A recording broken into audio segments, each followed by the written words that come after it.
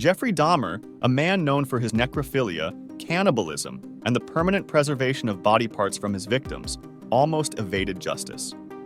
Had it not been for one victim who managed to escape, Dahmer might have gotten away with his heinous crimes. Dahmer's preferred targets were primarily young African-American men and boys, whom he would lure to his apartment. Once there, he would drug their drinks and fulfill his twisted desires. After killing his victims, Dahmer would dismember their bodies and keep various body parts, such as skulls, hands, and genitalia, as mementos. He even went as far as to consume some of the body parts. Dahmer's experiments on some victims were particularly gruesome. He hoped to put them in a zombie-like state by drilling holes in their skulls and using harmful chemicals. He believed this would make them his forever. In total, Dahmer was convicted of killing 15 men and boys. One of his victims, an underage boy from Laos, managed to escape his house, despite Dahmer drilling a hole in his head. The police returned to Dahmer's house, only to be told that he was his drunk boyfriend. Dahmer was eventually caught in 1991 and sentenced to life in prison. However, his life was cut short when another inmate beat him to death. John Wayne Gacy, known to his community as Pogo the Clown, was a beloved figure at local events and charities. However, in private, he was a mass murderer who took the lives of 33 young men in his Norwood Park Township, Illinois, between 1972 and 1978. Gacy would lure his victims to his home by advertising jobs in public areas. Once inside, he would play with them before ultimately strangling or suffocating them to death. His killing spree came to an end in 1978 when the police discovered a significant number of human remains buried in the crawl space of his home and the surrounding area. The investigation revealed that Gacy had been meticulously recording his crimes in journals and keeping mementos from his victims. It was all a game to him, and he claimed that it brought him immense happiness. In 1980, Gacy was found guilty of 33 counts of murder and sentenced to death. As his life came to an end, his final words were, "Kiss my ass." Ed Gein resided in seclusion with his strict mother on their family farm in Plainfield, Wisconsin. After his mother's death in 1945, Gein's already fragile mental state worsened, leading him down a dark path of necrophilia, grave robbery, and ultimately, murder. In 1957, when local authorities investigating a missing woman's disappearance searched his property, they discovered a horrifying scene. Gein had turned his quiet farmhouse into a house of horrors, creating household items and clothing from human skin and body parts, including skulls used as bowls and human skin as furniture. Further investigation revealed that Gein had exhumed numerous corpses from local graveyards, collecting body parts and preserving them with his dead mother. His obsession eventually led to the murder of 2 women, whose mutilated and dismembered bodies were found on his property. Gein was diagnosed with paranoid schizophrenia and ruled legally insane. However, his crimes were so disturbing that they inspired the horror films Psycho and the Texas Chainsaw Massacre, based on this insane story. Manson operated as a charismatic cult leader who established a community known as the Manson family in the late 1960s. This commune attracted a dedicated following, primarily young women, drawn in by his ideology and magnetic personality. Manson preached a twisted philosophy centered around inciting a race war he termed helter-skelter. His plan involved orchestrating murders of celebrities and framing specific black gangs for the crimes.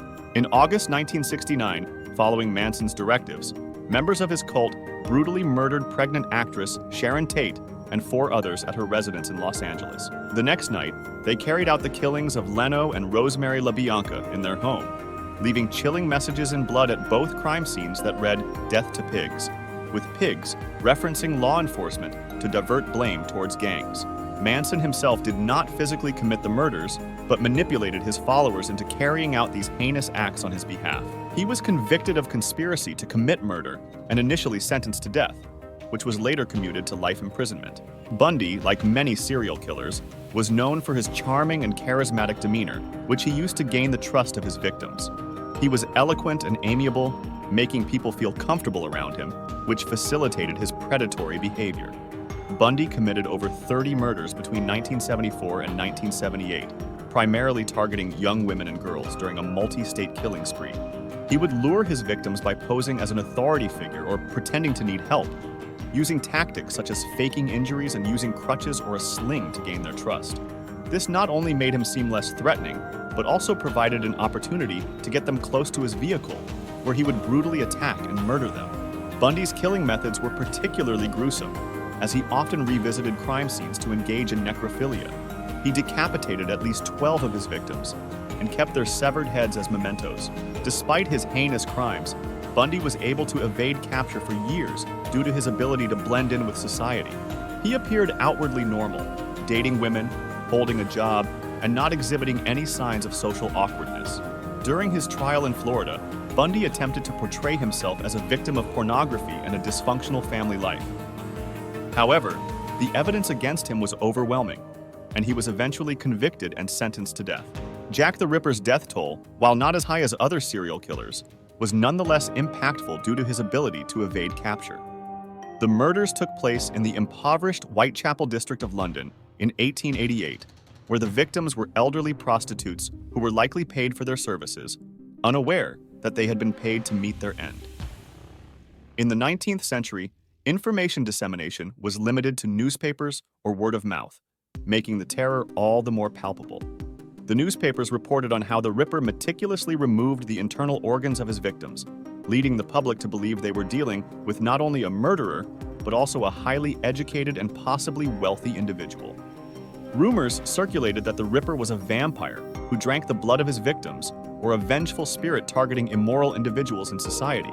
Despite the intensive investigation and numerous suspects proposed over the years, Jack the Ripper's identity remains one of the most significant unsolved mysteries to this day. The victims, who were forced into prostitution, were largely unprotected by authorities. The terror that gripped London in 1888 is still felt today, as the identity of Jack the Ripper remains a chilling enigma. The Zodiac Killer was a murderer who appeared to kill not just for the sake of it, but also for the media attention that followed. For him, it was a game of cat and mouse with the police, relishing the fear he instilled in the public.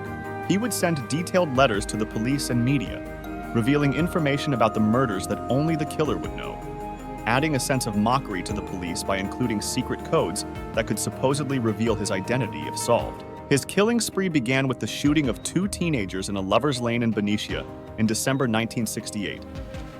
Over the next year, he claimed more victims, taunting authorities with messages and carefully selecting young couples in secluded areas to maximize attention and attract the police. Despite an intense investigation and hundreds of potential suspects, the Zodiac Killer was never identified, with only DNA evidence pointing to different suspects. He claimed to have killed as many as 37 people, but authorities could only confirm 5 murders linked to him.